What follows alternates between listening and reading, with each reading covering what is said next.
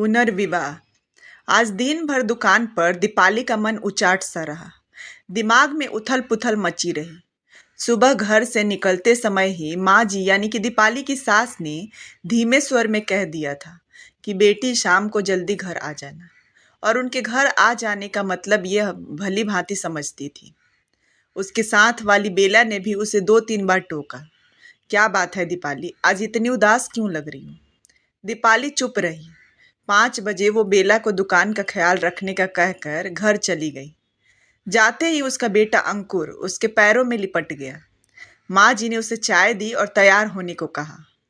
चाय पीकर दीपाली ने हाथ मुंह धोया और कपड़े बदलकर तैयार हो गई।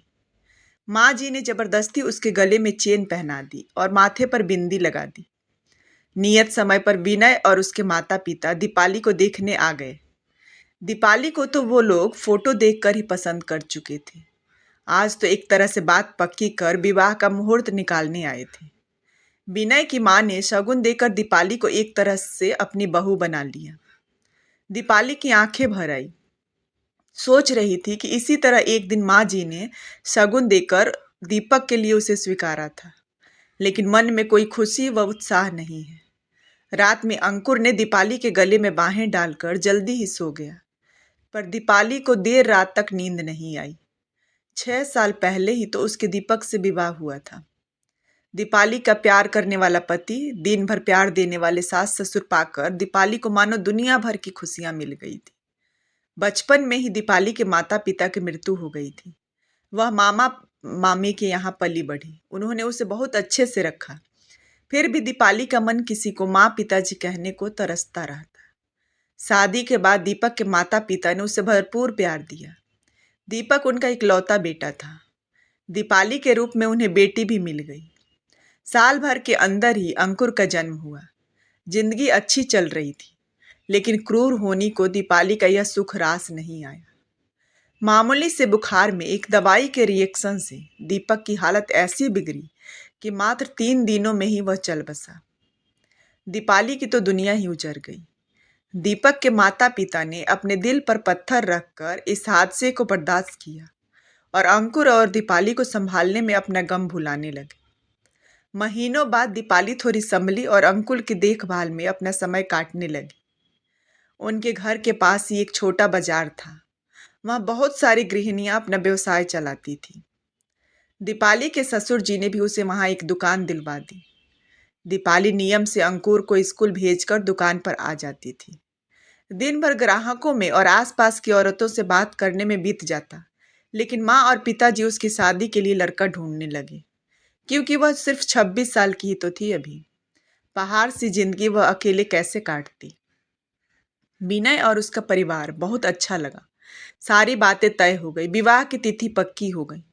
तब एक दिन माँ ने बताया कि विनय अंकुर को अपनाने के लिए तैयार नहीं है। दीपाली ने साफ सपाट शब्दों में कह दिया कि माँ, मैं यह विवाह नहीं करूंगी। मैं अंकुर से अलग नहीं रह सकती। विनय से कहिए कि अगर मुझसे विवाह करना है तो मेरे अंकुर को भी अपनाना पड़ेगा। माँ ने समझाया कि ऐसा मत बोल बेटी, हम हैं ना अंकुर के साथ। सब जगह तुम्हारे विवाह की खबर हो चुकी है और मुझे विश्वास है कि तुम अपने अच्छे व्यवहार से विनय का मन जीत लोगी, तो एक दिन वह अंकुर को अपना लेगा। अंकुर के बारे में सोचकर उसका कलेजा मुंह को आने लगा। 15 दिन बाद ही एक सादे समारोह में दीपाली और विनय का विवाह हो गया। कुछ दिन विनय के माता पिता दोनों के साथ रहे, फिर वापस दिल्ली चले गए। विनय बहुत समझदार, प्यार करने वाला और ध्यान रखने वाला जीवन साथी था। वैसे दीपाली को इस बात की तसल्ली थी कि विनय भी उसी शहर में रहता था। उसके ऑफिस जाते ही घर के काम करके वो अपनी दुकान पर चली जाती। स्कूल से अंकुर को भी पिताजी दीपाली के पास छोड़ जाते। दोपहर भर दीपाली अंकुर के पास समय बिता लेती, उसे लार प्यार कर लेती, लेकिन शाम को जब वह वापस घर आने लगती तब अंकुर रुआंसा होकर उसका पल्लू पकड़ लेता। तब दीपाली का कलेजा तार तार हो जाता। रात भर अंकुर का रोता चेहरा उसके सामने घूमता रहता और वो सो नहीं पाती। कुछ महीने इसी तरह बीत गए। एक दिन दीपाली को पता चला कि वह माँ बनने वाली है। विनय की खुशी का ठिकाना न रहा। वह दीपाली का हर तरह से ख्याल रखता और कुछ महीने बीतने पर दीपाली का दुकान पर जाना बंद हो गया और अंकुर से मिलने का जरिया भी। कभी कभी माँ पिताजी अंकुर को दीपाली के घर में ले आते। दीपाली ने एक बेटे को जन्म दिया। अब दीपाली दिन भर बच्चे की देखभाल में लगी रहती। बच्चे की देखभाल के दौरान उसे हर पल अंकुर का लालन पालन याद आता। जीवन साथी मिलने और दोबारा माँ बनने के बावजूद वो अधूरी थी।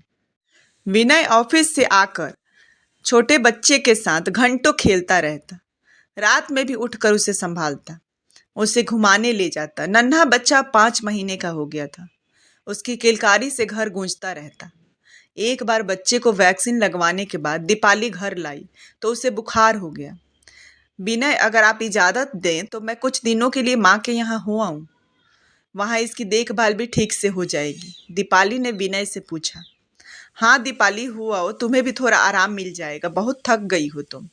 मेरी चिंता मत करना, ऑफिस में कैंटीन बहुत अच्छी है, मैं वहीं खाना खा लिया करूँगा। दीपाली खुशी खुशी बच्चे को लेकर माँ के घर आ गई। बच्चे को सारा दिन माँ पिताजी संभाल लेते। दीपाली पूरा समय अंकुर की देखभाल में बिताती। दीपाली के जाने के बाद विनय जब शाम को घर आता तो घर उसे काटने को दौड़ने लगता। उसे दीपाली और बच्चे की बहुत याद आ रही थी। उसे न घर में ना ही ऑफिस में चैन आ रहा था। ऑफिस में उसका मन काम में नहीं लगता और घर का सन्नाटा उससे खल रहा था। अचानक विनय को एहसास हुआ कि वह तो एक बाप है, फिर भी 5 महीने के बेटे से 5 दिन की दूरी उससे सही नहीं जा रही। लेकिन दीपाली तो माँ है। 5 बरस जिस बेटे को उसने सीने से लगाकर पाला पोसा, उससे इतने महीने वह इस किस तरह अलग रह पाई होगी। सचमुच वह कितना निर्दयी और छोटे दिल का है, जो एक मासूम को उसकी माँ से जुदा कर दिया।